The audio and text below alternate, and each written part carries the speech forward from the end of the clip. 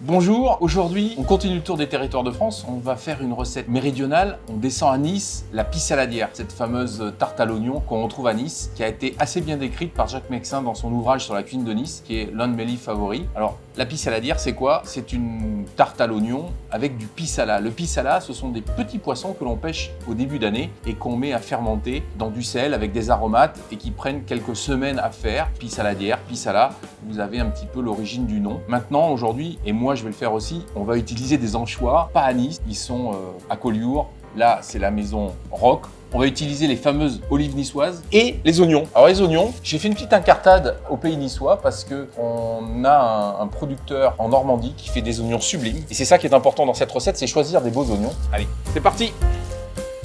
Donc la pâte, vous retrouverez la recette la prochaine fois. C'est une pâte qui est assez simple à faire et en plus, elle ne nécessite pas de rouleau parce qu'il suffit de l'écraser à la main. J'ai évidemment pas huilé ou beurré parce que c'est une pâte qui contient beaucoup d'huile. Ça, vous le découvrirez la prochaine fois. Et ce côté rustique qui est fait à la main est quelque chose qui me plaît beaucoup. Donc on lui fait une petite bordure en appuyant un petit peu plus. On est en été, il fait chaud, on met un linge. On la laisse pousser pendant 1 heure. On est en hiver, il fait frais. On va la mettre au four, mais le four, on va le mettre sur 1, à peu près 30 degrés, un petit peu plus de 1, 30, 35 degrés, juste pour qu'elle développe un peu. C'est une pâte qu'on n'a pas beaucoup travaillé, donc elle ne va pas beaucoup développer, mais il est nécessaire pour qu'elle soit quand même aérienne, qu'elle pousse un tout petit peu. Donc les oignons, on les a épluchés. Bon, vous utiliserez la technique que vous voulez pour pas pleurer. Alors, on enlève l'autre oignon. Il y a 2 façons de faire. Pour la pie saladière, moi je préfère dans ce sens-là. On le voit, c'est-à-dire, en général, les oignons, on les émince comme ça. Pour la pie saladière, c'est toujours mieux de les faire dans ce sens-là et pas trop fin. Je mets les oignons, on met le couvercle tout de suite pour bien garder l'humidité et c'est parti. On le mélange bien, il y a le sel, il y a l'huile d'olive, bien mélangé.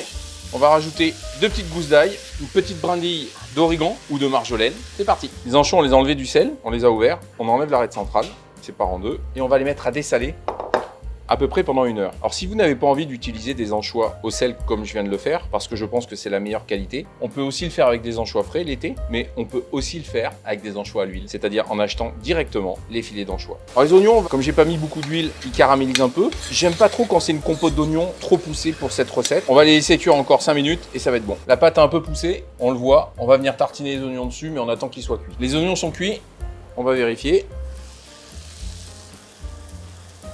Vous voyez toute l'humidité? Alors, on les débarrasse, parce que chose importante, on ne les met pas chauds sur la pâte. On va mettre à cuire la pâte 160 en 180 et on va la cuire presque totalement. C'est parti. Alors, la pâte n'est pas totalement cuite. Donc, les oignons, on a retiré la gousse d'ail et on vient avec une fourchette s'amuser à tartiner, sans trop les écraser non plus. Moi, j'aime bien quand ça vit un peu, c'est plus joli, je trouve. Allez, c'est reparti au four. On va rajouter les anchois et les olives, mais pour ça, on va la laisser tempérer. La tarte a refroidi, on va mettre les anchois dessus. Alors, pour ceux qui voudraient faire une très belle tarte, on peut faire des jolis croisillons. Et dans chaque croisillon, on met une olive. Ou sinon, on peut la faire aussi d'une façon un petit peu plus naturelle, que je vais faire en mettant la peau bleue de l'anchois, voilà, comme ça.